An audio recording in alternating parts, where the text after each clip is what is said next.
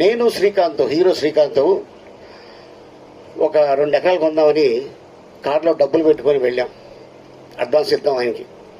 ఆయన ఎకరం 20 లక్షలు చెప్పాడు అదే ఏరియాలో. మాతో పాటు ఒకడు వచ్చాడు. మీకేమైనా బ్రెయిన్ దుబ్బిందా, ఇక్కడ కొంటారేంటి అన్నాడు. ఆ రోజు ఆడు చెప్పకపోతే